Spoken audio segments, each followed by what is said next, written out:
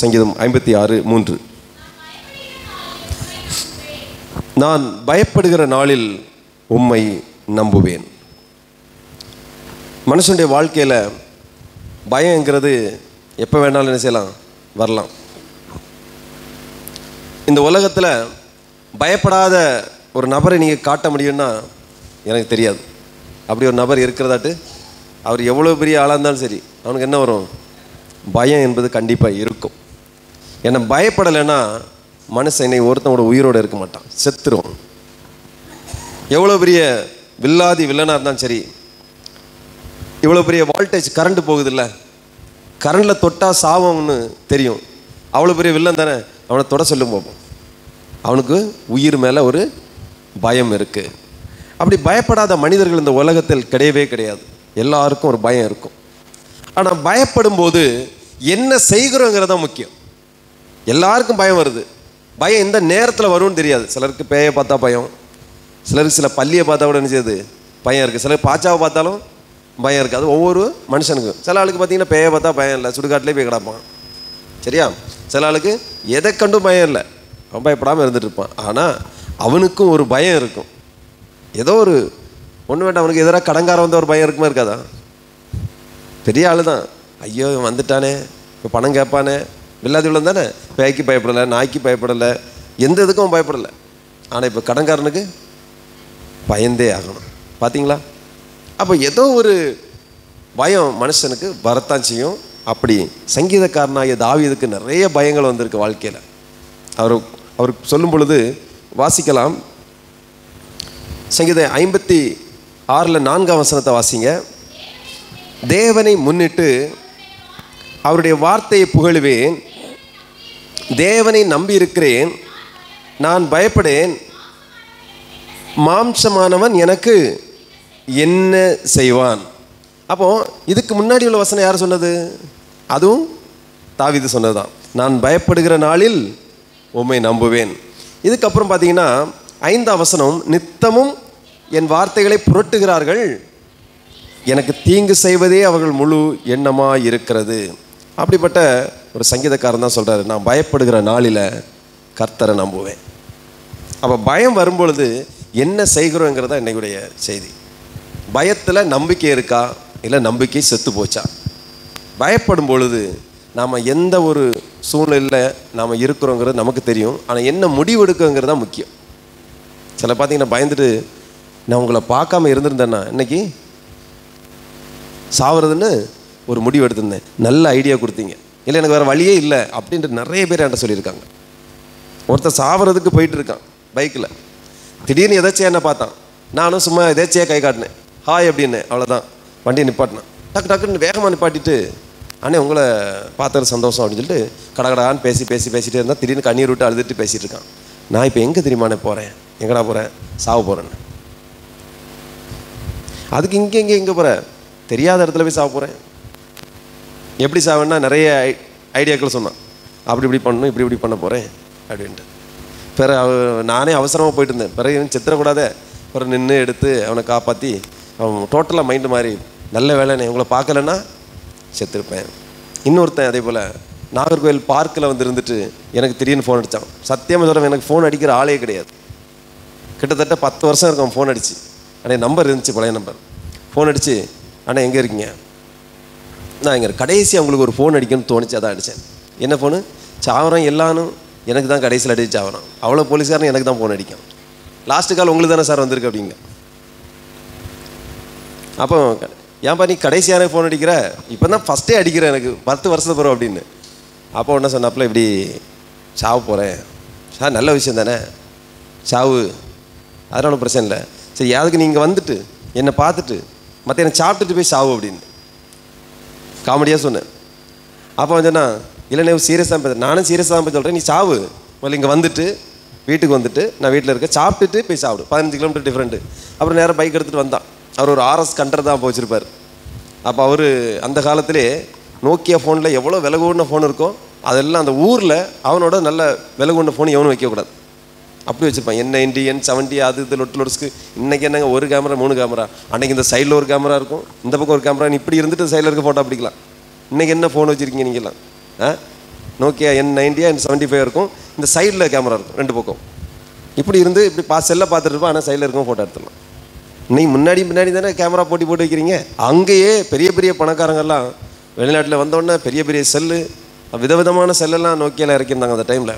பெரிய பெரிய அந்த டைமில் உள்ளதில் பெரிய பெரிய மாடல் இருக்கும். இவர் அந்த ஊரில் எவன் ஒரு செல்லு வாங்கினான், 50,000 ஒருத்தன் வாங்கினான் அந்த நாட்களில், இவன் அதை விட விலை கொண்ட ஃபோன் இருக்குன்னா வாங்குவான். இப்போ திடீர்னு இவருக்கு என்ன பிரச்சனையோ தெரியாது, சாவுன்னு வந்து நாகூரில் உட்காந்துருக்கான்.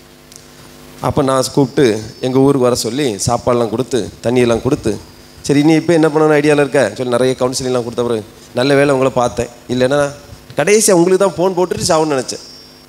அப்போ தானே என்ன எப்படி ஜெயிலில் கரெக்டாக வைப்பான் போலீஸ்காரன் அப்படின்னு. அப்படி சொல்லிட்டு இதே மாதிரி எண்ணற்ற மக்கள் உடனே எடுக்கக்கூடிய முடிவு என்னது? சாவு. இன்னும் நிறைய அந்தரங்க பாவங்களில் சிக்கியிருப்பாங்க. பிள்ளைங்களை காப்பாற்றுறதுக்கு வழி இருக்காது. அவங்க யார்கிட்டையும் நம்பி சில விஷயங்களை சொல்லவும் முடியாது. சொன்னால் அவனுங்களே என்ன பண்ணுவான், வேலையே பயிர மேஞ்ச கதை மாதிரி என்ன பண்ணிடுவாங்க, அவங்களே அதை சாதகமாக எடுத்துக்கிட்டு நிறைய கதைகள் பண்ணுவாங்க, பிளாக்மெயில் பண்ணுவாங்க. இப்படி நிறைய இடத்துல சிக்கிறதுனால ஒன்றுமே சொல்ல முடியாது. மேலும் மேலும் சிக்கல்களை அதிகரித்து அவங்க வாழ்க்கையை அழிக்கிறதுக்கு முயற்சி எடுப்பாங்க. அப்படிப்பட்ட சிலர் எனக்கு ஃபோன் பண்ணியிருக்காங்க. கடைசி அவங்களுக்கு சொல்லணும்னு தோணுச்சு, இனி வாழ்கிறதுல என்ன அர்த்தம் பிரதர் அப்படின்ற மாதிரி. பிறகு அவங்களுக்கு நிறைய பேசணுன்னு, ஓ இவ்வளோ வழி இருக்கா, இவ்வளோ ஈஸியா அப்படின்ட்டு. இவன் ஒரு பாஸ்டர் ஒரு விஷயத்தில் சிக்கிட்டார். பாவம் சின்ன பையன், ஒரு விவரம் தெரியாமல் ஆன்லைனில் சில விஷயங்களில் பிரார்த்தல்கள்கிட்ட மாட்டி ரொம்ப பேரெலாம் கெட்டு போகிற அளவுக்கு வாழ்க்கையே நாசமாக பிரதர், ஊழியம் போச்சு, எல்லாம் போக போகுதுன்னு. ஓ இதுக்கே கவலைப்பட்டுட்டு இருக்கேன். ஊரடிச்சு உலையில் போட்டவனே உலகத்தில் உற்சாகமாக சுற்றிட்டு இருக்கான், நீ தெரியாமல் தப்புன்ட்ட வாயா அவனுக்கு அப்படின்னு. மறுநாளே உற்சாகமாகி அவர் அந்த வேலைகள்லாம் செய்ய ஆரம்பித்தார். அது எப்படி, நம்ம ஊரில் ஒருத்தன் என்ன சொல்லியிருக்கான், இதுக்கு தீர்வு நீங்கள் அந்த ஜவஹரண்ணனுக்கு ஃபோன் பண்ணுங்க அப்படின்ட்டு. நான் நினச்சேன் இதுக்கெல்லாம் தீர்வு காண நான் இருக்கேன் அப்படின்ட்டு. இப்போ அவனுக்கு தெரிஞ்சிருக்கு, சத்தியமாக அவனுக்கு நான் இந்த கவுன்சிலாம் கொடுத்ததில்லை. அப்போ விளையாட்டை நான் சொல்கிறேன், ஆனால் உண்மையிலே அவன் லைஃபு பயந்து நடுங்கி, அடுத்து என் மானம் வெளியே தெரிஞ்சால் என்ன ஆகுமோ, என் நிலைமை வெளியே தெரிஞ்சால் என்ன ஆகுமோ, அவனுக்கு தான் அந்த வலி தெரியும். எங்கள் அம்மா என்னை எப்படி பார்ப்பாங்க, என் அப்பா எப்படி பார்ப்பாங்க, என் குடும்பம் என்னை எப்படி பார்க்கும், என்னுடைய உறவினர்கள் என்னை எப்படி பார்ப்பாங்க, என்னுடைய நிலைமை இப்படி இருக்கேன்னு சொல்லிட்டு அவங்களுடைய சூழ்நிலை வேறு யாருக்கும் விவரிக்க முடியாது. ஜஸ்ட் இது வெளியே கசிஞ்சா உலகத்தானுக்கு என்டர்டெயின்மெண்ட்டு, கேலி, ஃபேஸ்புக்கெல்லாம் பார்க்குறோமே செம்மையாக என்ஜாய் பண்ணுவாங்க. பார்த்தியா உனக்கு இப்படி ஆயிட்டு அப்படி ஆயிட்டு, அதுவும் இயேசுவை கும்பிட்டான்னா அவ்வளோதான். இவன் எப்படி இயேசுவை கும்பிட்டான் பார்த்தியா, இவன் பாரு இவனுடைய மானம் கப்பல் ஏறிட்டு இருக்குன்னு சொல்லி நம்ம ஆளுங்க வேற, நம்ம பரிசுத்தவான்கள் வேற, கூட கொஞ்சம் மிஞ்சின பரிசுத்தவானாக மாறி கூட கொஞ்சம் பந்து ஆடிக்கிட்டு இருப்பாங்க. அப்போ இந்த மாதிரி சூழ்நிலைகளில் தான் தாவீதும் இருந்தார். பயந்து நடுங்கி என்ன செய்கிறதுன்னு தெரியாமல் இருக்கும் பொழுது தான் அவர் சொல்கிறாரு, நான் பயப்படுகிற நாளில் உம்மை நம்புவேன். Praise the Lord. அடுத்து வாசிக்கலாம். சங்கீதம் 55 3-8 வரைக்கும் வாசிங்க.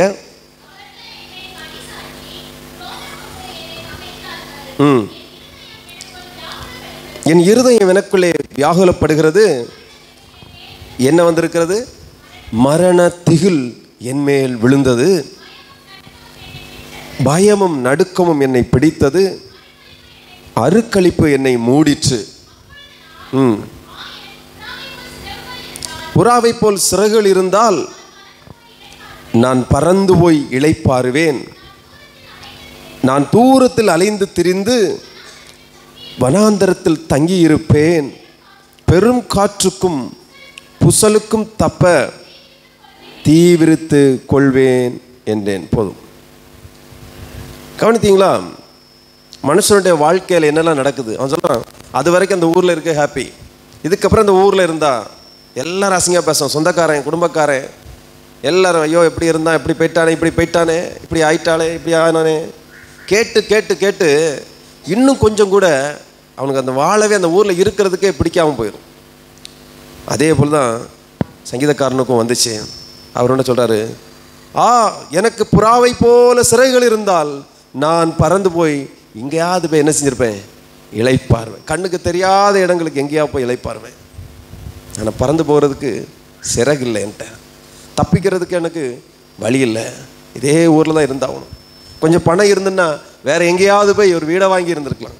வெளியூரில் போனால் யார் எனக்கு தெரியும், எந்த குடும்பக்காரங்க என்ன சப்போர்ட் பண்ணுவாங்க? இன்னும் கொஞ்சம் அட்வைஸ் பண்ணுறேன்னு சொல்லி நம்மளை கொல்ல தான் பார்ப்பாங்களே, வேற எனக்கு எந்த ஒரு ஆதரவும் தரமாட்டாங்க. நீ மோசமானவே, நீ மோசமானவ அப்படி சொல்கிறதுக்கு தான் ஆட்கள் ரெடியாக இருக்காங்களே தவிர, உன்னை நேசிக்கிறதுக்கு ஒரு ஆள் உண்டு, பயப்படாதுன்னு சொல்கிறதுக்கு ஆட்கள் மிகவும் குறைவு. அடுத்து சொல்லியிருக்காரு, நான் தூரத்தில் அலைந்து திரிந்து வனாந்தரத்தில் தங்கியிருப்பேன். வனாந்தரத்தில் தான் யாரும் இருக்க மாட்டாங்க, ஒருத்தர் இருக்க மாட்டாங்க, அங்கேயாவது தங்கியிருப்பேன். இப்போ என்ன பிரச்சனை? என்னால் இங்கே இருக்க முடியாது, பெருங்காற்றுக்கும் பூசலுக்கும் தப்ப தீவிரித்து கொள்வேன் என்றேன். அப்போ அப்படி மனசில் நினைக்கிறாங்க நிறைய பேர். அப்படி தான், எங்கேயாவது போயிடலாமா, சரகு இல்லையே, பணம் இல்லையே, எங்கே போகிறது, யாரை தெரியும் எனக்கு, என்ன தொழில் இருக்கிறது, எப்படி பிள்ளைகளை காப்பாற்றுறது, எப்படி குடும்பத்தை காப்பாற்றுறது, எங்கே போகிறது அப்படிங்கிற ஒரு நிலைமையில இந்த சங்கீதக்காரனும் புலம்புறாரு. இன்னொரு வசனத்தை கூட வாசிக்கலாம். 2 கொரிந்தியர் 7ஆம் அதிகாரம் 5 5 6. 2 கொரிந்தியர் 7 5 6.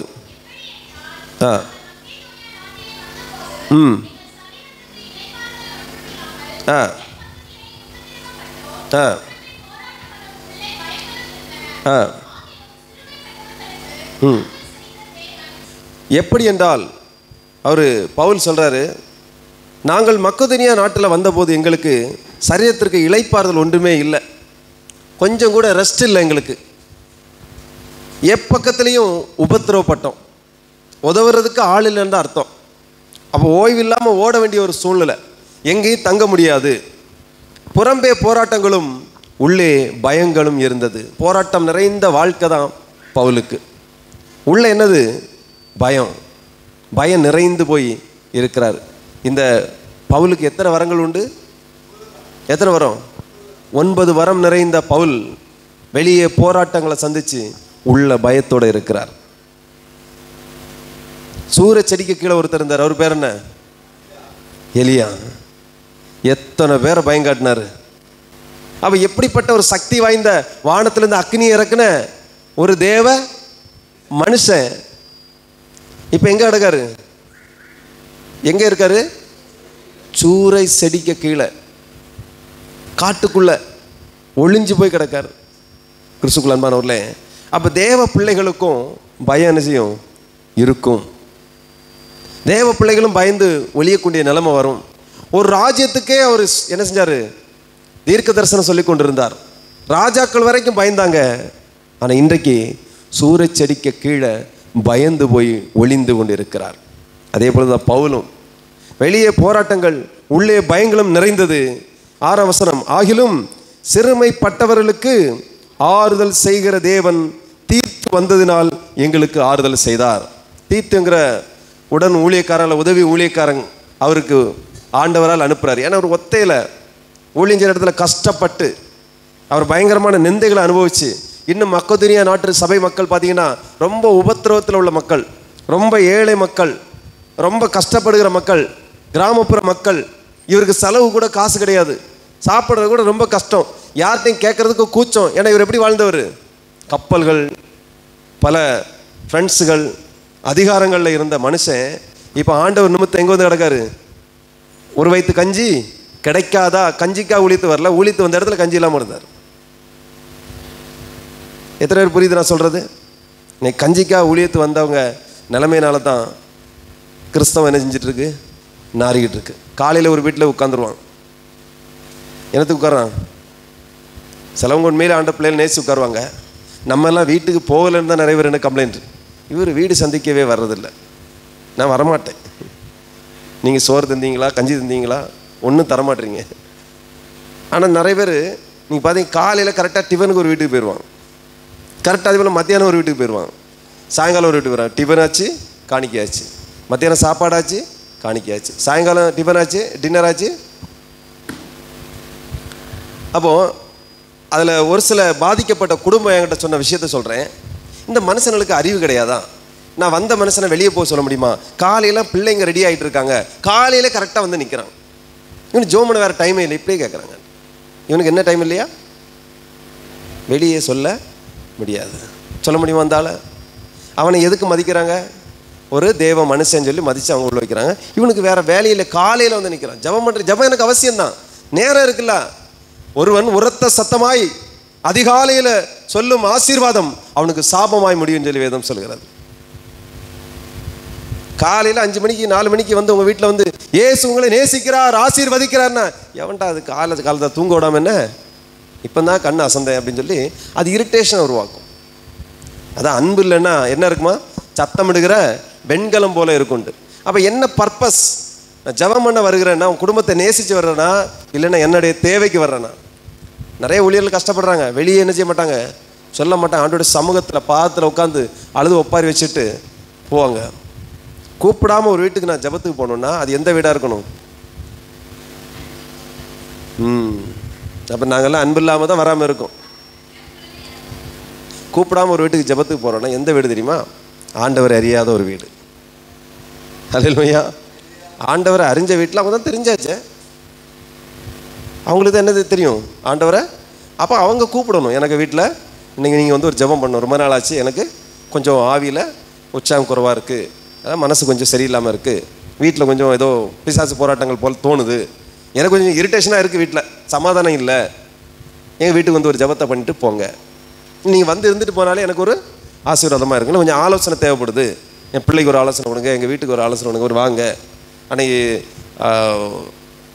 லட்சுமி சிஸ்டர் கூப்பிட்டு போனாங்க 2 வீட்டுக்கு, ஒரு இந்து குடும்பம் தான், வாங்க பிறகு ஒரு ஜெபம் பண்ணிடுங்க அவங்களுக்கு. அவங்க கேட்டாங்க, நான் சொல்லியிருக்கேன். உடனே என்ன வேலை இருந்தால் வர முடியாதுன்னு சொல்லவே இல்லை, உடனே போயிட்டோம். அதேபோல் இன்னொரு சகோதரி வீட்டுக்கு, இறந்த வீட்டுக்கு கூப்பிட்டு போனாங்க, அவங்களுக்கு போய் ஜெபம் பண்ணிட்டு வந்தோம். அடுத்த வாரம் அவங்க கூப்பிட்டு விட்டாங்க, கொஞ்சம் குழப்பத்தில் இருக்காங்க, கொஞ்சம் ஆலோசனைக்காக அவங்கள கூப்பிட்டுருக்காங்க. 2 மணி நேரம் உட்காந்து பேசியிருக்கோம். அவங்க வீடையே காலி பண்ணிட்டு போகணுன்னு இருந்தாங்க. இப்போ வீட்டில் அந்த வீட்டில் தான் இருக்காங்களாமா. நாளைக்கு இன்னொரு இடத்துல சொந்த வீடை விட்டுட்டு, இந்த வீடு சரியில்லை, நல்ல விசுவாசி, இந்த ஊரில் வாழ விட மாட்டானுங்க, சரியில்லை, நான் வேறு ஊருக்கு போகணும், வேறு ஒரு இடத்துல வந்து அட்வான்ஸ் கொடுக்கறதுக்கு தயாராகி இருக்கிற வேலை ஏதுக்கும். போன வாரம் இந்த பாஸ்டர் வந்தார்ல, லட்சுமிக்கா கூட்டம், அந்த பாஸ்டரை ஒன்று வர சொல்லணும், அவர்கிட்ட கொஞ்சம் ஆலோசனை கேட்கணும் போல் தோணுது அப்படின்னு சொல்லி அவங்கள கூப்பிட்டு கேட்டாங்க. ஏமா நீங்கள் உங்கள் வீட்டுக்கு போகிறீங்க அப்படின்னு கேட்டேன். அது இங்கே வாழ விட மாட்டாங்க. சரி, அங்கே மட்டும் வாழ விட்டுருவாங்களா, அங்கே ஏதாவது பிரச்சனை இருக்கும்ல, உட்காருங்கன்னு சொல்லி அவங்களுக்கு கவுன்சிலிங் கொடுத்தோன்னே அவங்க அன்போடு ஏற்றுக்கொண்டு ரொம்ப நல்ல யோசனைன்னு சொல்லிட்டு போனாங்க. அப்போ கூப்பிட்டா என்ன செய்கிறோம், அப்போ நீங்கள்லாம் கூப்பிட்டா தான் வருவோன்னு இல்லை, இப்போ எங்களுக்கு வர என்ன செய்யணும் இல்லை, வெயிலில் எப்போ நான் முடிச்சுட்டு ஓடிடலான் இருக்கு, நாங்கள் மட்டும்னா பரவாயில்ல, அப்படி ஒரு சூழ்நிலை. ஸோ கிறிஸ்துவுக்குள் அன்பானவர்களே, அப்போ வீட்டில் வந்து நம்ம போய் ஜெபம் பண்ணுறது எதுக்காக இருக்கணும், ஒரு பர்பஸ் இருக்கணும், அது முகாந்திரம் இருக்கணும். சில வேளை இன்றைக்கி முருகனை வீட்டுக்கு போய் ஜெபம் பண்ணு எனக்கு தோணும், அவங்க யாரும் கூப்பிடாமல் திடீர்னு வரேன்னா அவங்க வீட்டுக்கு போய் ஜெபம் பண்ணு எனக்கு ஒரு எண்ணம் எனக்கு உருவாகும். நானே எனக்கு யோசிப்பேன், நானே பிளானே போடலையே, கூட இருக்கவங்க அப்படி தான் போலமாங்க, நீங்கள் ஒரு பிளானும் சொல்லவே இல்லையே, சீக்கிரம் முடிச்சுட்டு சீக்கிரம் ஓடணும்லாம் சொன்னீங்க, அப்புறம் இங்கே போகணுன்றீங்க, இல்லை நீங்கள் அங்கே ஒரு ஜெபத்தை போட்டு போவோம். அப்படி நான் வர்றதுன்னா அங்கே ஆண்டவர் அவங்களுக்கு ஏதோ அவங்களுக்கு சிக்கல் இருக்கும், ஆண்டவருக்கு தெரியும், ஆண்டவர் என்ன கொஞ்சம் போக சொல்கிறாருன்னு அர்த்தம். அப்படி நாங்கள் போகிறோம். அப்படி நிறைய வீட்டுக்கு போயிருக்கோம். அப்படி போன இடங்களில் நிறைய சாட்சிகள்லாம் சொல்ல முடியும். நல்ல வேளை நீங்கள் வந்தீங்க, குடும்பமாக சாவறதுன்னு சொன்ன குடும்பம்லாம் உண்டு. ஆரோலாய்மை பகுதியில் 2 முறைக்கு தற்கொலை முயற்சி பண்ணியிருக்காங்க. அதில் ஒரு முறை அப்படி திடீர்னு நாங்கள் போயிட்டு இருந்தோம், வண்டியை டக்குன்னு நான் திருப்பிட்டேன். அப்போ நீங்களாம் கேட்டல்லப்பா, மாமா எங்கே ஏன் வண்டியை கொண்டு போகிறீங்க அப்படின்ட்டு. இல்லை, இங்கே ஒருத்தர் உண்டில் அவரை பார்த்துட்டு போவோம் அப்படின்ட்டு. நம்ம லிஸ்ட்டில் இல்லையே அப்படின்ட்டு. லிஸ்ட்டில் இல்லை, ஆனால் என்ன செய்யுது, போகணுன்னு தோணுது. அப்போ ஏதாவது இருக்கும், சும்மா போயிட்டு வருவோம் அப்படின்னு சொல்லிட்டு அங்கே போனால் குடும்பமாக சண்டையை போட்டுக்கிட்டு குடும்பமாக சாவறதுக்கு ரெடியாக இருக்காங்க. வாலிப பிள்ளைங்க 2, இன்னொரு சின்ன பொண்ணு, 3 பொம்பளை பிள்ளைங்க தான். குடும்பத்தில் சண்டை, நிறைய பிரச்சனைகள், தூக்கு போட்டு சாவலாமா வேறு எப்படி சாவலாமா அப்படின்னு சொல்லி பிளான் போட்டுருக்காங்க. கிட்டத்தட்ட 4 மணி நேரம் அவங்க வீட்டில் உட்காந்து பேசி ஜெபம் பண்ணி அழுது கண்ணீரோடு அவங்கள ஆண்டவர் ஒப்பு கொடுத்தாங்க. ஆண்டவர் தப்பி விட்டார். எல்லா நன்மைகளை மறந்து மறுபடியும் இப்போ பேக்கில் போயாச்சு. அப்புறம் அந்த அண்ணன் தான் அனைவராலேருந்து எட்டி பார்த்தார். ஸோ கிறிஸ்துவுக்குள் அன்பானவர்களே, அப்படி பர்பஸ் தோணி போகணும். சும்மா அங்கேயே போய் படுத்து கிடக்கூடாது. விசுவாசிகள் வீட்டில் போய் தொந்தரவு பண்ணக்கூடாது, ஆசீர்வாதமாக இருக்கணும். இவ்வளோ கஷ்டம் இருக்குது, எந்த ஒரு கொஞ்சமாக மனசில் கொஞ்சமாக மண்டையில் கொஞ்சம் அறிவு இருக்குமான்னு தெரில. வந்து நினச்சிப்பார், படுத்தே கிடப்பார். இங்கேயே சாப்பாடு கொடுக்கறது நான் தப்பு சொல்ல மாட்டேன். பட் அந்த குடும்பத்துடைய சூழ்நிலையை அறியாமல் அந்த சின்ன வீட்டுக்குள்ளே எவ்வளோ தான் ப்ரைவேசி இருக்கும். அவங்க என்ன யாரும் இல்லைன்னா ஃப்ரீயாக துணி மாற்றுவாங்க, எடுப்பாங்க, போவாங்க, வருவாங்க, அப்படி இருக்கும். இதே மாதிரி நான் எண்ணற்ற குடும்பம் வாயிலேயே சொல்ல முடியல. அதான் வயிற்றுக்காக கஞ்சிக்காக ஊழியம் செய்கிற கூட்டம். ஒன்று அறியாமல் செய்கிறாங்க, ஊழியம்னா என்னன்னே தெரியாது. வேலை ஒன்றும் இல்லை பிரதர், அதனால் ஊழியத்துக்கு வந்தேன். அதனால தான் நான் தைரியமாக சொல்கிறது, தீர்க்கதரிசியாக அவன் வானத்துலேருந்து இறங்கி வந்தாலும் சரி, கேள்வி கேட்குற எனக்கு என்ன இருக்குது, டெஸ்ட் பண்ணதுக்கு உரிமை இருக்குது. நீ தங்க கடையிலே நீ தங்க வாங்கினாலும் உரசி பார்த்துக்கோ, உண்மையான தங்கமானு செக் பண்ணு. இல்லைங்க தங்க கடையில் வாங்கினேன், பரவாயில்ல இருக்கட்டு, பாசன்னு சொன்னாலும் லைஸாக உரசிப்பாரு. அல்லேலூயா. நிறைய சொல்லலாம். நான் சொல்கிறத கவனிச்சிங்கன்னா வாழ்க்கையில் நிறைய விஷயங்கள் செய்யலாம். இல்லை ஆனந்தி சென்னையில் படிச்சுட்டு இருக்காங்க. ஒரு சரியான ஒரு டீம்கிட்ட மாட்டி என்ன செய்யணும் தெரியாமல் சின்ன பண்ண ஆகிட்டாங்க. கொஞ்ச நாளைக்கு எப்படியும் 2 மாதம் இருக்காதா மாட்டியிருப்பாங்க. அவங்களுக்கு உள்ளத்தில் யாருக்கு நம்ம பாஸ்ட்டை ஒரு ஃபோன் பண்ணி கேட்போம். அப்படி தானே தோணி தானே கேட்டீங்க. நான் உங்களுக்கு என்னையா ஃபோன் போடுவேண்ணா? ஒரு நாள் போட மாட்டேன். என்னைக்கா ஒரு மெசேஜ் அனுப்புவேன், தோணுன்னா அனுப்புவேன், இன்னொன்று நேரம் இருந்தால் அனுப்புவோம், அவ்வளோதான். யாருக்கும் அப்படி தொந்தரவு பண்ண மாட்டேன். அப்போ திடீர்னு ஃபோன் பண்ணி தோணுச்சின்னு கூப்பிட்டாங்க. ஆக்சுவலி அவங்க என்ன தெரியுமா பிளானிங், அவங்க பாஸ்டர் சர்ச்சிலேயே அவங்க ஐக்கியமாக இருக்கக்கூடாது. அவங்களுடைய போதனையும் அப்படி தான் இருக்கும். சர்ச்சிலையும் பாஸ்டர்ட்டே என்ன செய்யக்கூடாது, கான்டாக்ட்லேயே இருக்கக்கூடாது. அந்த மாதிரி தான் அவங்க வீடுகள் தோறும் தான் என்ன செய்யணும், கூட்டம் கூடணும். கிட்டத்தட்ட நம்மளை எல்லாம் ஃபேமிலி எல்லாரையும் தப்பாக தான் பேசி வச்சுருப்பாங்க. இவங்க மைண்டே வாஷ் பண்ண ஆரம்பிச்சிருவாங்க. கிட்டத்தட்ட வாஷ் ஆகிட்டா, கிட்டத்தட்ட டூன் ஆகிட்டா. ஏன்னா வசனத்தை வச்சு தான் வாஷ் பண்ணுறாங்க. நல்ல வேளை அந்த அம்மா எனக்கு ஃபோன் போட்டான். நான் சொன்னோன்னே ஆமாங்க, அவள் சொல்ல ஸ்டார்ட் தான் பண்ணா. கரெக்டு தானம்மா, இப்படி ஒரு டீம் என்ன இப்படி பைபிள் படிக்கணும், அதை பண்ணு இதை பண்ணு, பாவத்தை என்கிட்ட அறிக்கையிடணும், அப்படி இப்படின்னு சொல்கிறாங்க, எடுக்கிறாங்க. அப்போ தான் நீங்கள் எடுத்த ஞானசானம் சரியில்லை அப்படின்னு சொல்லி ரொம்ப பண்ணுறாங்க. சொல்ல ஸ்டார்ட் பண்ண சொன்னேன். அதுக்கப்புறம் நான் சொன்னேன், இப்படி சொல்லியிருப்பாங்களே ஆமாம், இப்படி சொல்லியிருப்பாங்களே ஆமாம், இதை செய்ய சொல்லியிருப்பாங்களே ஆமாம், படிப்பெல்லாம் விட்டு ஊழியத்துக்கு வர சொல்லியிருப்பாங்களே ஆமாம், குடும்பத்தோட டச்சப் இருக்கக்கூடாதுன்னு சொல்லியிருப்பாங்களே ஆமாம், சர்ச்சில் பாஸ்டர்டையில் இந்த கனெக்ஷன் இருக்கக்கூடாதுன்னு சொல்லியிருப்பாங்களே ஆமாம். சீசத்துவம் பைபிளுடைய ஒரு பகுதியை வச்சுட்டு ஒரு குரூப்பு இருந்துட்டு இருக்காங்க. யார் என்ன சொன்னாலும் ஒரு வார்த்தை சோபனா சிஸ்டர் சம்பவிக்கணும். ஒரு ஆள் வந்தார், எங்கள் பெங்களூர்ல இருந்தான ஒருத்தர் வந்திருந்தார், தீர்க்கதரிசியா யாரோ ஒருத்தர். போவே மாட்டுங்க பாஸ்டரையும் உட்காந்துட்டு. சத்தியமாக நானும் அவங்களுக்கு ஃபோன் போட மாட்டேன், அவங்களும் என்ன ஃபோன் போட மாட்டாங்க. வீட்டில் ஆள் இல்லைன்னு சொன்னப்புறம் உட்காந்துருக்காங்க பாஸ்டர், போக மாட்டுங்க. என்ன ஆண்டவர் கொண்டு வந்தார், என்ன காற்றுல வந்தேன், ஃப்ளைட்டில் வந்தேன் அப்படின்ட்டு.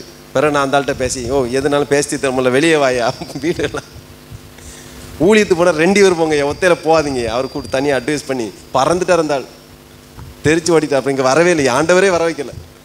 ஆண்டவர் கூப்பிட்டாரு, எனக்கு ஊரில் 100 ஏக்கர் சொத்து இருக்குது, எனக்கு பெரிய சர்ச் இருக்குது, நீங்கள் பார்த்தீங்களா? நான் சொல்கிறது நீங்கள் எப்படி நம்பலாம்? நீங்கள் பெரிய சர்ச் உள்ளவனுக்கு இங்கே என்ன வேலை? சின்ன சர்ச் உள்ள நானே பிஸியாக இருக்கேன். ஒரு பெரிய சர்ச் இருப்பான், அவனுக்கு நீ உட்காரவே நேரம் இருக்காதே, ஃபோன் எடுத்து பேசுறதுக்கு நேரம் இருக்காது. எப்படி அவன் இங்கே சுற்றிட்டாங்க, ஊர் சுற்றிட்டாங்க. ஆண்டவர் இங்கே வர சொன்னார், அங்கே வர சொன்னார். ஏன் ஒரு அந்த ஆர்எஸ்எஸ் வீட்டுக்கு போய் தைரியம் இருந்தால் அங்கே வர சொல்லி ஆண்டவர் சொல்லுங்க.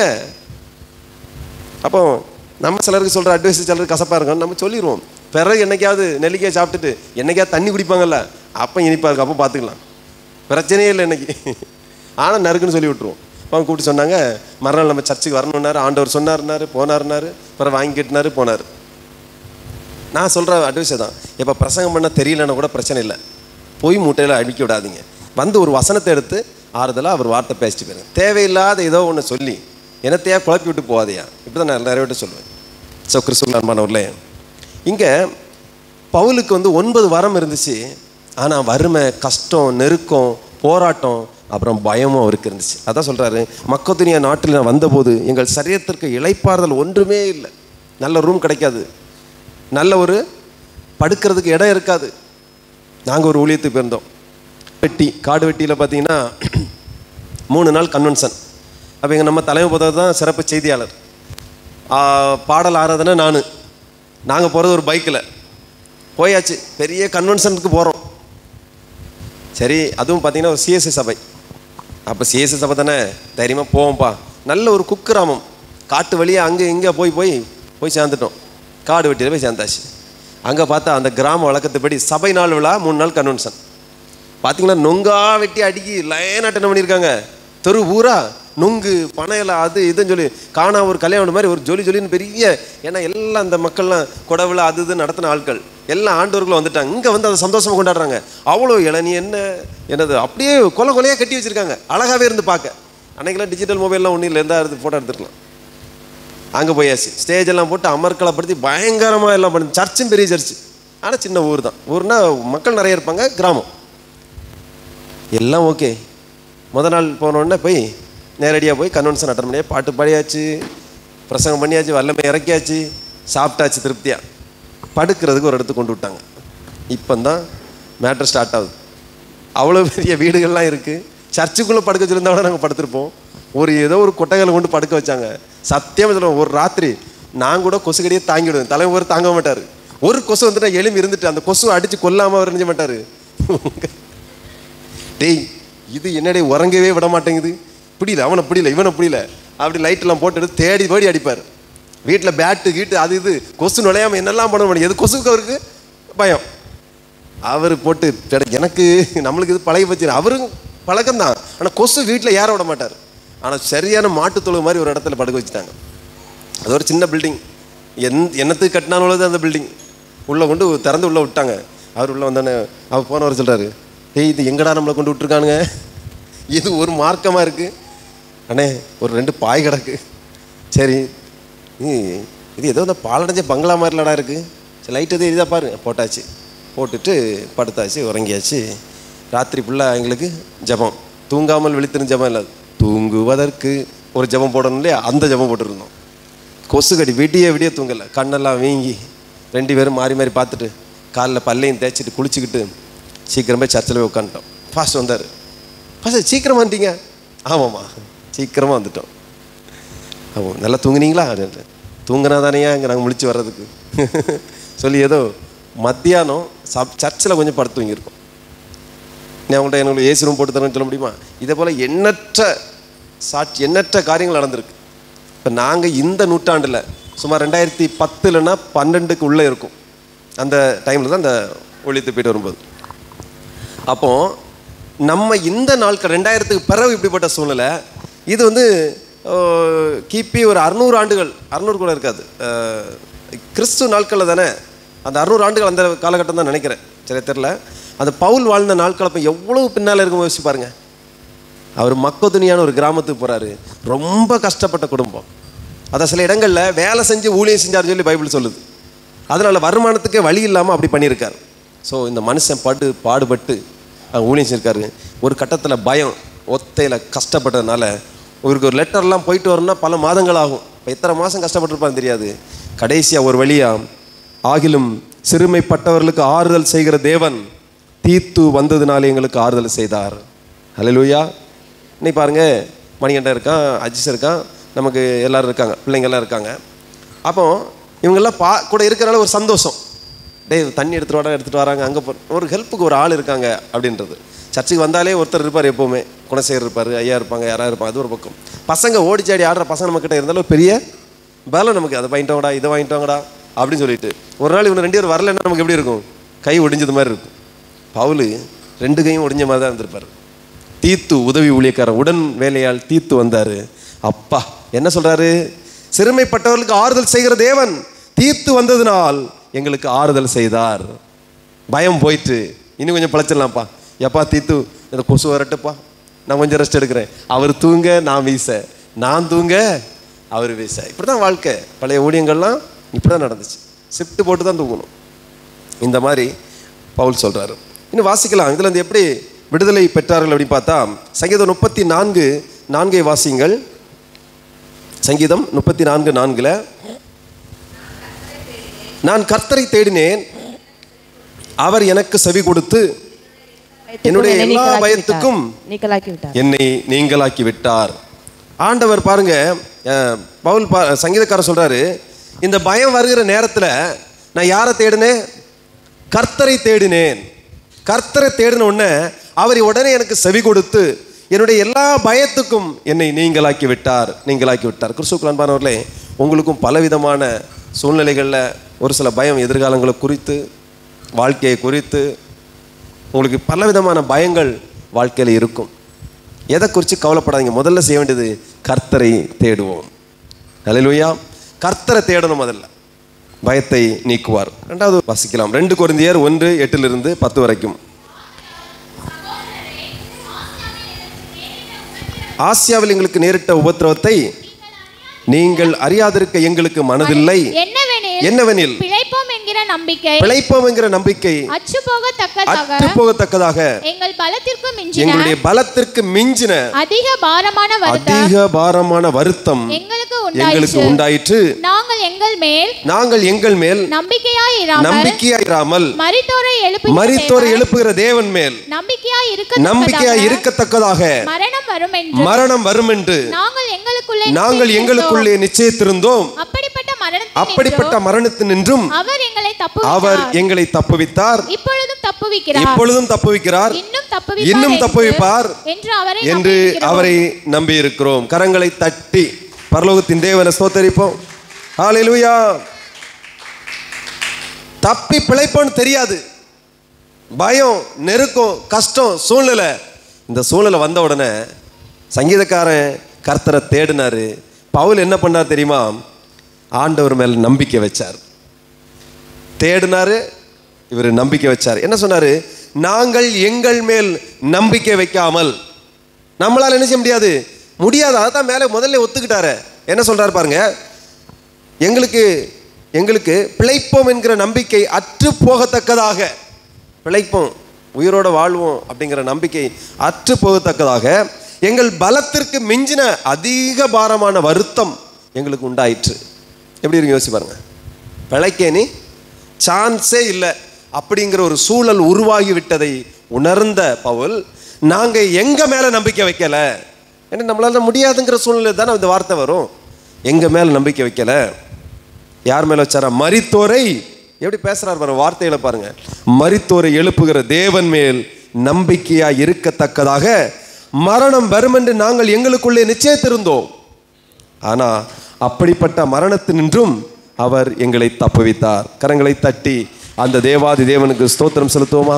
கர்த்தர் மேல நம்பிக்கை வைக்கும் பொழுது உங்களை மரண பயத்திலிருந்து அவர் நீங்களாக்கி மீட்டு கொள்வார்.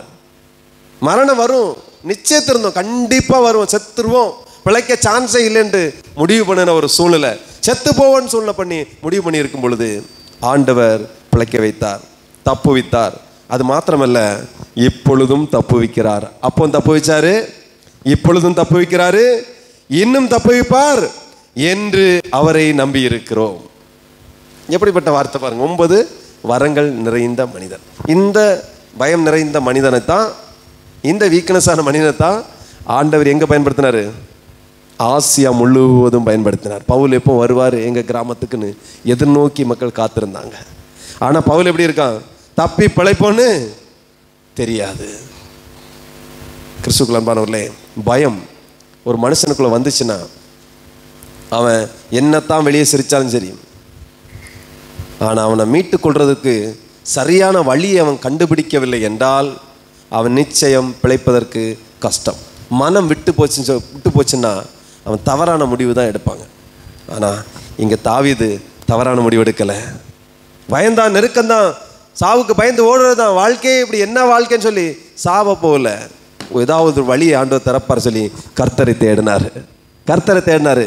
நான் கர்த்தரை நம்பி இருக்கிறேன் அப்படின்னு சொல்லி கர்த்தரை தேடினாரு. இந்த பவுல், 9 வரங்கள் நிறைந்த பவுல், பலரை பயங்காட்டின பவுல் இப்போ பயந்து நடுங்கி எப்படியாவது செத்தரலான்னு கூட சில டைம் சொல்லியிருக்காரு. அப்படிப்பட்ட சூழ்நிலை இந்த பவுல் சொல்றாரு, எங்களை தப்புவித்தார் ஆண்டவர், இன்னும் தப்புவிப்பார், இனிமேலும் தப்புவிப்பார், நான் நம்பி இருக்கிறேன்னு சொல்றாரு. எங்க மேல நம்பிக்கை வைக்கலைங்க, மனுஷன் மேல வைக்கல. அவன் காப்பாற்றுவான், இவன் காப்பாற்றுவான், எங்க பிஷப் காப்பாற்றுவார், பாஸ்டர் காப்பாற்றுவார், நான் நம்பிக்கை வைக்கல. கர்த்தர் என்னை காப்பாற்றுவார், நான் நம்பிக்கை வச்சிருக்கேன். ஹல்லேலூயா. அடுத்து கடைசியா நாம பயத்திலிருந்து விடுதலை பெறணும்னா ஃபஸ்ட்டு ஆண்டவரை தேடணும், 2வது அவர் மேல் நம்பிக்கையாக இருக்கணும், 3வது நாம் ஒன்று செய்யணும். 2 நாளாகமம் 20ஆம் அதிகாரம் 3ஆம் வசனத்திலிருந்து வாசிக்கும் பொழுது, அப்பொழுது யோசபாத் பயந்து கர்த்தரை தேடுகிறதற்கு ஒருமுகப்பட்டு யூதாவெங்கும் உபவாசத்தை கூறுவித்தான். என்ன ஆச்சு தெரியுமா? யோசபாத் பயந்து கொண்டிருந்தார். ஒரு நாட்டின் ராஜா என்ன பண்றாங்க, ஒரு தேசத்தின் அதிபதி என்ன பண்றாரு? பயந்து போயிருக்கிறார். எதனால அப்படின்னு பார்த்தா, இங்க 1ஆம் வசனத்தை வாசிக்கும் போது, மோவா புத்திரரும் அம்மோன் புத்திரரும் அவர்களுடைய அம்மோனியருக்கு அப்புறத்தில் உள்ள மனுஷரும் கூட யோசபாத்திற்கு விரோதமாக யுத்தம் பண்ண வந்தார்கள். சிலர் வந்து யோசபாத்தை நோக்கி, 2ஆம் வசனம், உமக்கு விரோதமாக ஏராளமான ஜனங்கள் கடலுக்கு அக்கறையில் இருக்கிற சீரியாவிலிருந்து வருகிறார்கள். இதோ அவர்களை எங்கேதியாகிய ஆசாசோன் தாமாரில் இருக்கிறார்கள் என்று அறிவித்தார்கள். அப்பொழுது யோசபாத் பயந்து, ஒரு நாடை எதிர்க்க இன்னொரு நாடு புறப்பட்டு வந்தா அவன் என்ன செய்வான்? போரிடுவான். ஒரு நாடை எதிர்க்க சுத்தி உள்ள எல்லா நாடும் சேர்ந்து வந்தா என்ன பண்ணுவான்? பயப்படத்தான் செய்வான். இதே மாதிரி தான் இங்கேயும் அப்படித்தான். பயந்து, யோசபாத் பயந்து, இதுக்கு தீர்வு என்ன? ஆயுதங்கள் பத்தாது, படைகள் பத்தாது, பலம் பத்தாது. அப்போ இதுக்கு ஒரு தீர்வு வேணுமே. எப்படி தீர்வு? பயந்து நடுங்கிட்டு இருக்கும்போது அவனுக்கு ஒரு தீர்வு கிடைச்சது. என்ன பண்றாரு? அதில் சொல்லப்பட்டிருக்கிறது, கர்த்தரை தேடுகிறதற்கு ஒருமுகப்பட்டு யூதாவெங்கும் உபவாசத்தை கூறுவித்தான். ஒரு யூதேயா தேசம் முழுவதும் எல்லாரும் உபவாசம் இருங்கடா. இது உபவாசம் இருக்கிற நாள். எங்க உபவாசம் இருக்கும் பொழுது என்ன நடக்கும்? அவ்வளோ பேரும் சுற்றி யுத்தத்துக்கு நிற்கிறானுங்க. அவ்வளோ பேரும் யூதா தேசத்துக்கு சுற்றியும் யுத்தத்துக்கு நிற்கிறாங்க கடற்கரையில். இவர் என்ன பண்ணுறாரு? வாங்க எல்லாரும் உபவாசத்துக்கு வாங்க, எல்லா பயிலும் உபவாசம் இருங்க, சாப்பிடாம. உபவாசம் என்பது கட்டாயமாக நீ உபவாசம் இருந்தால்தான் பரலோகத்துக்கு வர முடியும்னு சொல்லி அப்படி பார்த்தா நிறைய பேர் வரவே மாட்டான். ஏன்னா அவன் சாப்பிடாம இருந்துடவே மாட்டான் சில ஆட்கள்லாம். உபவாசம் கட்டாயம் கிடையாது. அதே போல் உபவாசம் இப்படி தான் இருக்கணும் அப்படின்னு ஒரு வரமுறை புதிய ஏற்பாடில் கிடையாது. பழைய ஏற்பாடு நிறைய உண்டு. உபவாசம் இருக்குன்னா நிறைய சட்டத்திட்டங்கள்லாம் இருக்குது. சும்மா இல்லை கூட. உபவாசம் இருக்குன்னா நான் என்னை காட்டிக்கணும், நல்ல விலை கொண்ட வஸ்திரத்தெல்லாம் அவுத்து போட்டு சணல் அங்கி தான் என்ன செய்யணும்? சாக்கு இருக்குல்ல, இந்த அரிசி மூட்டை சாக்கு சணல் அங்கி, அதை தான் நான் உடுத்துக்கணும். அப்போ எல்லோரும் புரிஞ்சுக்கணும் உபவாசம் இருக்கான்ட்டு. அப்புறம் எங்கே போய் உட்காரணும்? சாம்பலில் போய் உட்காரணும். இன்றைக்கி அப்படி ஒரு உபவாசம் இருந்துச்சு என்ன நடக்கும்? நான் கேஸ் அடுப்பில் தான் உட்கார முடியும், சாம்பல்லாம் அங்கே ஒன்றும் இல்லை, அடுப்பே கிடையாதுங்க, அடுப்பு மேலே தான் ஏறி உட்காரணும் அப்படிமா. இன்னைக்கு ஆண்டவர் எப்படி தெரியுமா உபவாசம் பண்ண சொல்கிறாரு? புதிய ஏற்பாடு எப்படி உபவாசம் பண்ணும்? முகத்தை என்ன செய்யணும் சொல்லுங்க, நல்லா அழகாக சொல்லி கொடுங்க, எல்லா மக்கள் புரியட்டும். என்ன எப்படி உபவாசம் இருக்கணும்? ஃபேர் லவ்லிலாம் போட்டு சொல்லியிருக்காரு இல்லையா? பைபிளில் போட்டிருக்குங்க. நீ உபவாசம் இருக்க யாருக்கு தெரியக்கூடாதுன்னாரு? நான் உபவாசம் இருக்கேன் கொட்டை அடிக்கக்கூடாதுன்னு யார் சொல்லியிருக்காரு? பழைய ஏற்பாடில் கொட்டை அடிக்கணும், நீ உபவாசம் இருக்க காட்டணும். சரியா? புதிய ஏற்பாடு என்ன செய்யக்கூடாதான்? இடது கை கொடுக்குற வலது கை என்ன செய்யக்கூடாது? அதே போல் உபவாசம் இருக்கும்போது முக வாடலாய். நான் நிறைய பேர் பார்த்தீங்கன்னா அதே காட்டிடும், நான் 10 நாள் உபவாசம் பாஸ்டர், நீ இருந்ததெல்லாம் போச்சா? இப்போ எதுக்கு நீ இது சொல்லணும்? நீ பெரிய உபவாச வீரன் காட்டிக்கிறியா? இல்லை இதனால் உனக்கு ஒரு மதிப்பை நீ கிரியேட் பண்ணுறியா? நம்ம தவிர்க்க முடியாமல் தின்னு சொல்கிற ஆள்கிட்ட நம்ம சொல்லுவோம், யோ நான் இன்னைக்கு திங்கிறது நாளைக்கு, அது உபவாசம் கூட சொல்ல மாட்டோம். இனி நான் வந்துட்டு உபவாசம் சொல்லி அவன் எதுக்குன்னு கேட்டு என்னத்துன்னு கேட்டு ஐயோ நமக்கு அதில் ஒரு இறக்கம் உருவாக்கி கியூரியாசிட்டியை உருவாக்கி இதெல்லாம் நமக்கு தேவையா? நான் உபவாசம் இருக்க எனக்கு, நீங்கள் உபவாசம் இருக்க உங்களுக்கு, இதையே ஊருக்கு நான் தெரியப்படுத்தணும். என்ன செய்யணும்? முகத்தை கழுவி எண்ணெயை வச்சுன காரணம் என்னது? அதுக்கு தள்ள எண்ணெயை ஊற்றிட்டு வந்து இருக்காதீங்க. இந்த பொருள் என்னென்னா ஒழுங்காக எண்ணெயும் போல் குளித்து எண்ணெயெல்லாம் வச்சு நீட்டாட்டு வாடெல்லாம் தெரியக்கூடாது. முகம் பளபளப்பாக நெஞ்சிடணும், சிரித்த முகத்தோடு அழகாக இருக்கணும். இதுக்கு பேர் தான் ஆமாம். அப்புறம் என்ன செய்யக்கூடாது? மெயினாக உபவாசத்தில் என்ன செய்யக்கூடாது? சாப்பிடக்கூடாது. அப்போ நிறைய பேர் இந்த புதிய ஏற்பாடு, அந்த பழைய ஏற்பாடு காலத்தில் உபவாச பொருத்தனை பண்ணிட்டு அவன் அதுலேருந்து பேக் அடிச்சுட்டான்னா அவனை ஆண்டவர் என்ன செய்வார்? என்ன பண்ணுவார்? தொலைச்சிருவார். அதே போல் முன்னாடி பழைய ஏற்பாடு காலத்தில் பொருத்தனை பண்ணிட்டு அது செலுத்தாமல் இருந்தால் என்ன நடக்கும்? சாபம் வரும், தொலைச்சிருவார். ஆனால் நம்ம எத்தனை தடவை ஆண்டவரே இந்த வாரத்தில் நான் திருந்திடுறேன், பொருத்தனை பண்ணுற ஆண்டவரே அது இதுன்னு எத்தனை சொல்லிட்டு அழகாக வாழ்ந்துட்டு இருக்க பற்றிலாம் ஒன்றும் நடக்கலை. அதனால் என்ன பண்ணல? ஆண்டவருக்கும் சக்தியில் நினச்சிட்டு இருக்கீங்க, கரெக்டு தானே? ஆனால் புதிய ஏற்பாடில் உங்களை ஃப்ரீடமாக விட்டுருக்கார். கிருபையின் காலம், ஒருவேளை நான் ஒரு 10 நாள் உபவாசம் எடுக்கன்னு சொல்லி நின்றுக்கிட்டு இடையில ஒரு காய்ச்சல் அல்லது ஏதோ ஒரு பலகீனம் வந்துட்டுன்னா நான் ஸ்டாப் பண்ணிட்டு என்ன செய்யலாம்? என் ஆண்டவர் அடிக்க மாட்டார். இது புதிய ஏற்பாடு காலம். ஹல்லேலூயா. ஒரு நாள் உபவாசம் பண்ணிட்டு அன்னைக்கு திடீர்னு ஒரு பெரிய வேலை வந்துட்டு நான் போய் தான் ஆகணும். சரி, அப்போ இந்த உபவாசத்தோட போய் அந்த வேலையை செய்ய முடியாதுன்னா நீங்கள் சாராளம் என்ன செய்யலாம்? தெய்வ குற்றம் அல்ல. ஆனால் உபவாசம் எடுப்பது யாவருக்கும் நல்லது. எதற்கு உபவாசம்னா தன்னை தாழ்த்துகிறதுக்கு. நம்மளை அறியாமல் கோபம், பாவம், அப்புறம் தலக்கணும் எல்லாம் ஏறி கிடக்கும். சில டைமில் குப்பையெல்லாம் கூடாமல் எல்லாம் கூடி கூடி கிடக்கும். அதே மாதிரி நம்மளுக்கு நம்முடைய எல்லா குணமும் மாறி கிடக்கும். நாமளாவே இருக்காமல் இருக்க மாட்டோம். அப்போ கடவுளை நெருங்கிறதுக்கு ஒரு உபவாசம் ரொம்ப அவசியப்படும். சார்ஜ் இல்லாத மாதிரி. அப்போ நமக்கு அந்த தோணும் போது டக்குன்னு என்ன செய்யணும்? என்னடா தொடர்ந்து எல்லாம் ஒரே இதாக இருக்குது அப்படின்னா உடனே நீங்கள் ஸ்டார்ட் பண்ணணும் உபவாசத்தை. ஒரு விதமான பயம் தினந்தோறும் நமக்கு ஒரு இரிட்டேஷனாக சில காரியங்கள் இருக்குன்னா உடனே உபவாசத்தை என்ன செய்யணும்? என்ன பண்ணணும்? இங்கே யோசா பார்த்து அதை தான் செஞ்சார். நம்முடைய நாட்டை காப்பாற்றணும். எல்லா நாட்டுக்காரனும் ஒன்று சேர்ந்து வந்துட்டான். அவ்வளோ ஒரு உபவாசம் இருங்க. உபவாசம் இருந்தாங்க என்ன நடக்கும்? சரீரத்தில் என்ன செய்யும்? அவனால் ஒரு என்ன செய்ய முடியாது? ஒரு ஆயுதத்தையும் தூக்க முடியாது.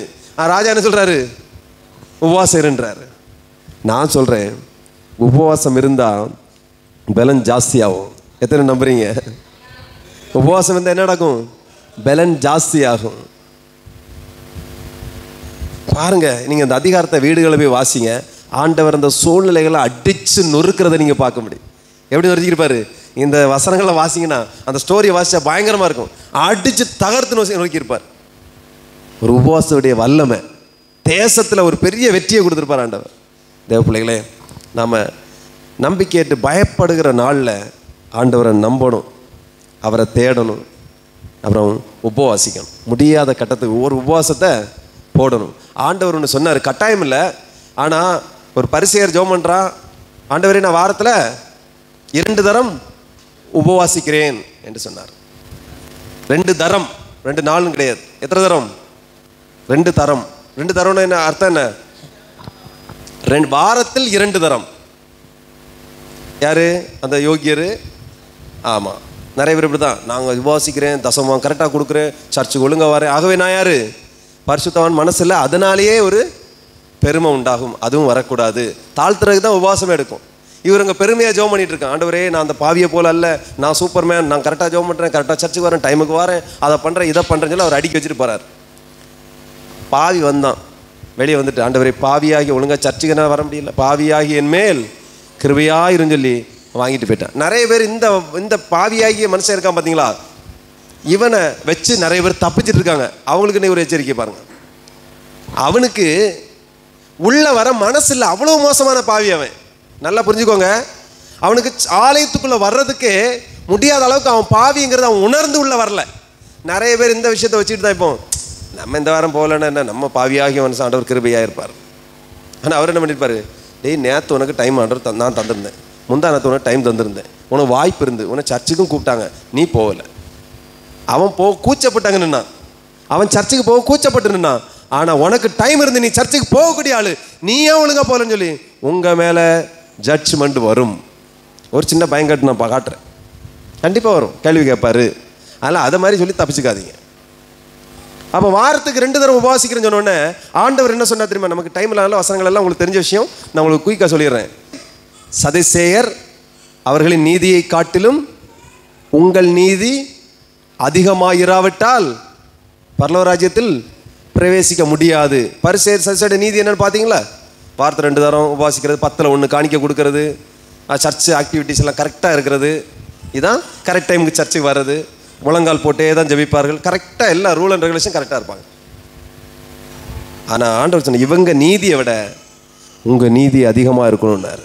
கடுகுல வெந்தயத்தில் என்ன செய்கிறாங்க? 10ல் 1 காணிக்க கொடுப்பாங்க. இங்கே எத்தனை பாட்டில் பாரு கடுகு, வெந்தயம் எங்கே காணும்? முன்னாடி என்ன இருக்கும்? வீட்டுக்கு முன்னாடி காய்க்கிற தக்காளி. பாஸ்டர், முன்னாடி எனக்கு ஞாபகம் இருக்குது, பாஸ்டர் 2 தக்காளி உங்களுக்கு கொண்டு வந்திருக்கேன் அப்படின்பாங்க. சர்ச்சுக்கு கொண்டு வந்திருக்கேன்னு. என்னடா 2 தக்காளி பிடிக்கிட்டு வந்திருக்கேன் அப்படின்னு கேட்டால், நாங்கள் போகிற சர்ச்சுகளில் நடக்கிற விஷயம். எங்கள் வீட்டில் எங்கள் தோட்டத்தில் காய்ச்ச முதல் தக்காளி ஆண்டவருக்கு கொண்டு வந்திருக்கேன்ப்பா. இன்னும் எப்படி ஒன்றும், ஏன்னா வீட்டில் தோட்டமே கிடையாது, நீங்கள் வேறு.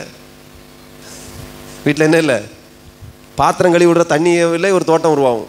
இப்போ தோட்டமும் இல்லை, துறவும் இல்லை, ஒன்றும் இல்லை. வெயில், மரங்களெல்லாம் வெட்டிட்டு வெயிலுன்னு சொல்லி அலைஞ்சிட்டு இருக்கிறது. சரி, எப்படியோ.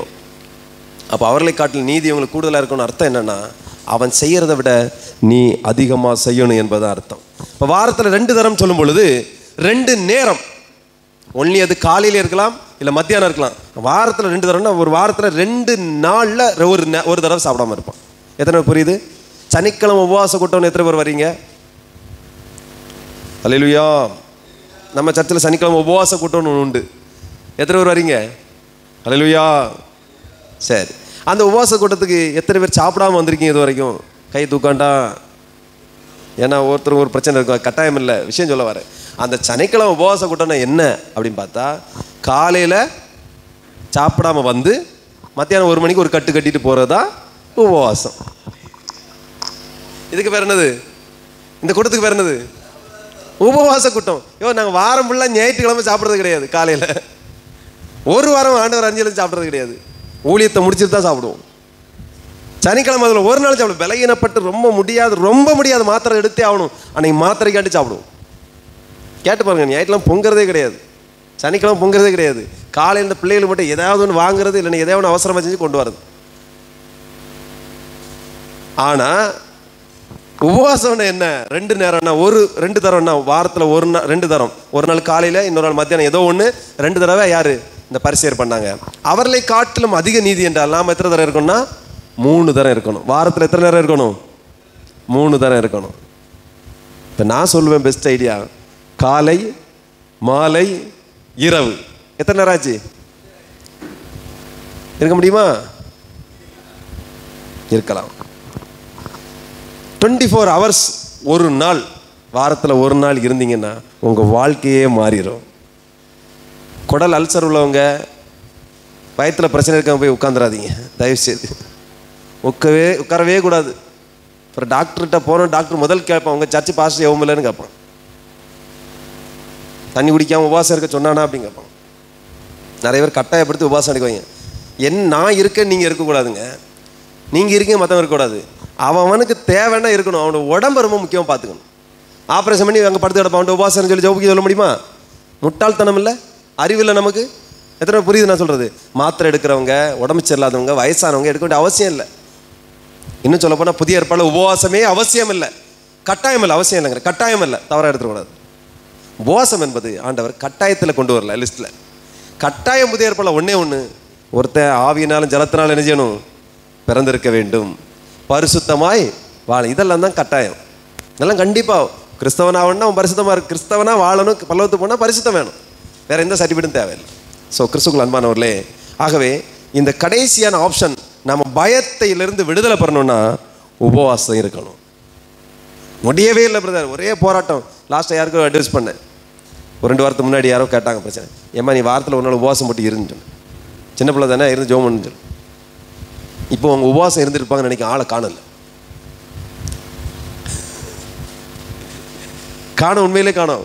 ஒருவேளை உபவாசத்தில் இருப்பாங்க நான் நினைக்கிறேன். நான் என்ன சொல்ல வரேன்னா, உபவாசம் இருந்து ஜெபித்தா சகல கட்டுகளும், ஆண்டவர் இடத்துல சொல்லியிருப்பாரு, இந்த ஜாதி பிசாசு ஜெபத்தினாலும் உபவாசத்தினாலும் அண்டி வேற ஒன்றாலும் போகாது, பயப்படவே செய்யாது. உபவாசத்தை நினைச்சியும் சாப்பிடாம கிடக்கான், ஆண்டவர் உடனே இறங்கி நம்மளை கொன்னே போட்டாரு. என் பிள்ளை சாப்பிடாம கிடக்காயான்னு சொல்லிட்டு நொறுக்கிறார் அவனை. நம்மளை எழுந்து நிற்போம். ஸ்தோத்திரம் ஆண்டவரே. ஹல்லேலூயா. Thank you Jesus, thank you Jesus. ஹல்லேலூயா.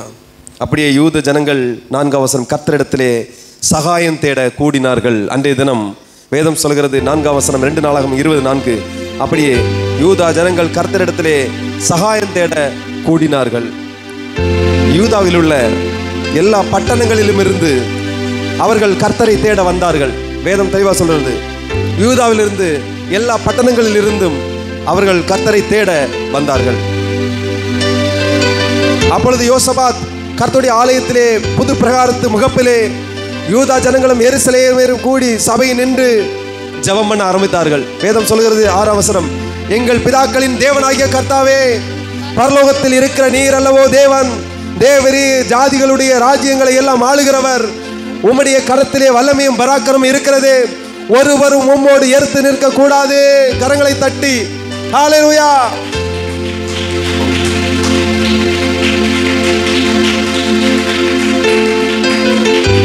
ஹல்லேலூயா.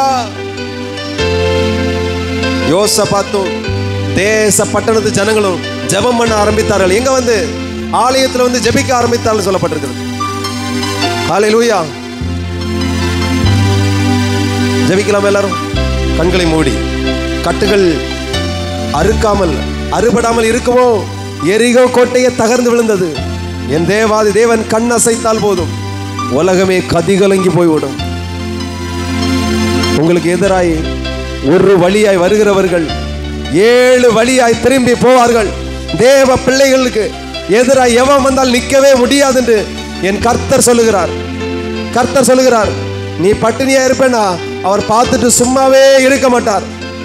பிள்ளைகளே, அவர் பார்த்து கேளுங்களேன். இந்த நேரத்தில் நீ என்ன சூழ்நிலை வந்திருந்தாலும் சரி, கர்த்தர் நோக்கி பாருங்க இந்த வேளை. ஹல்லேலூயா, ஹல்லேலூயா, ஹல்லேலூயா. இயேசுவின் ரத்தம் ஜெயம், இயேசுவின் ரத்தம் ஜெயம்.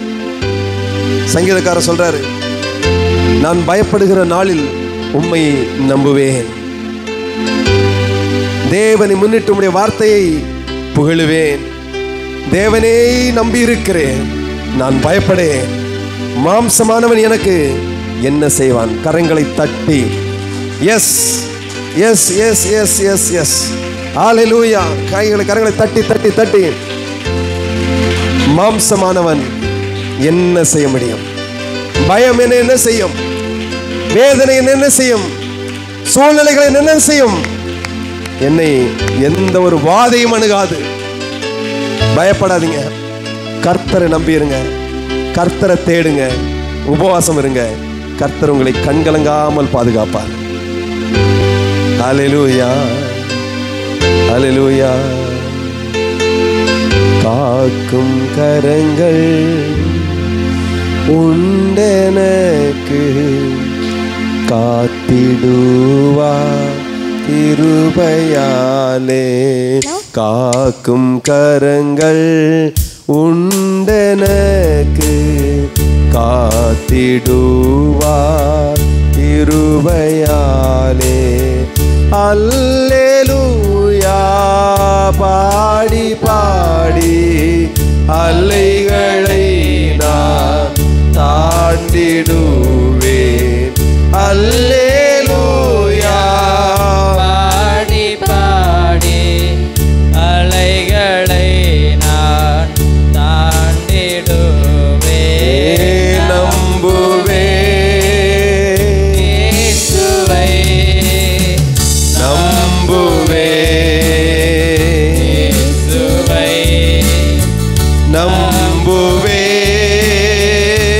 இயேசுவை. எல்லாரும் இயேசு பார்த்து நம்புவேன் இயேசுவை. நிந்தனைகள் நிந்தனைகள் போராட்டம் வந்தும் நீதியின் தேவன் தாங்கினாரே. நிந்தனைகள் போராட்டம் வந்தும் நீதியின் தேவன் தாங்கினாரே. நேசக்கோடி என் மேல் பறக்க நேசருக்காய் ஜீவித்திடுவே. நேசக்கோடி என் மேல் பறக்க நேசருக்காய் நம்புவேன், ஜீவித்திடுவேன். நம்புவேன் இயேசுவை, நம்புவேன் இயேசுவை, நம்புவேன் இயேசுவை, நம்புவேன் இயேசுவை. கண்மலைகள் பெயர்க்கும்படியாய் கர்த்தர் உன்னை கரம் பிடித்தார். கண்மலைகள் பெயர்க்கும்படியாய் கர்த்தர் உன்னை கரம் பிடித்தார்.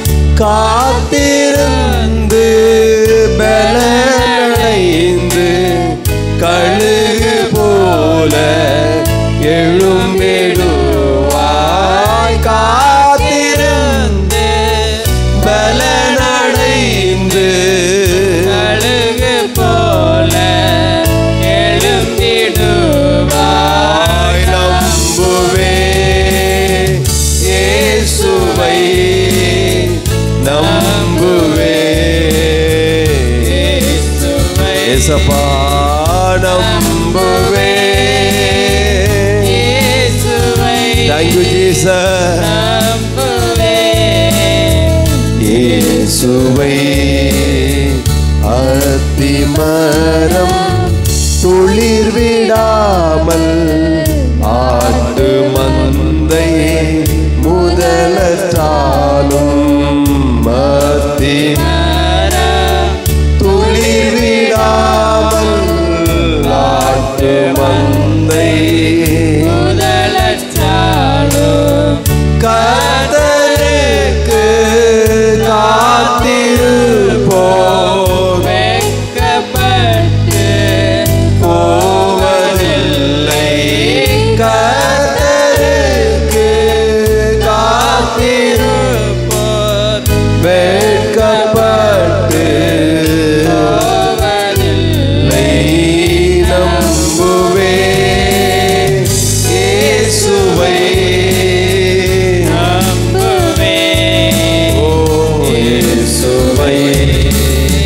நம்புவே. இயேசுவே நம்புவே.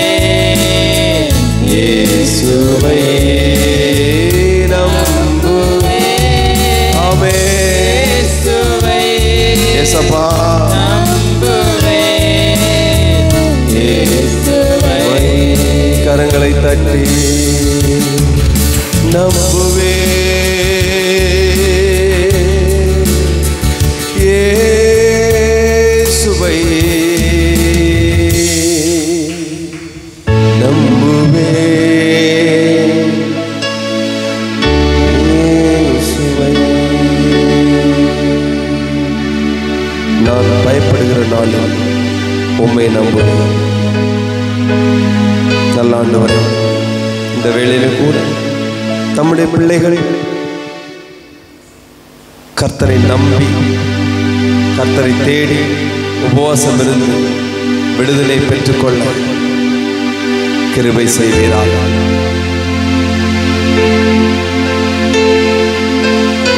பெரிய காரியம் எல்லா தீமைகளுக்கும் விலைக்காத்து கூட ஆசீர்வாதம். நீ வந்த ஒவ்வொருவரையும் பலப்படுத்த இயேசு நாமத்தில் ஜெபிக்கிறேன் பிதாவே. ஆமென். ஆமென்.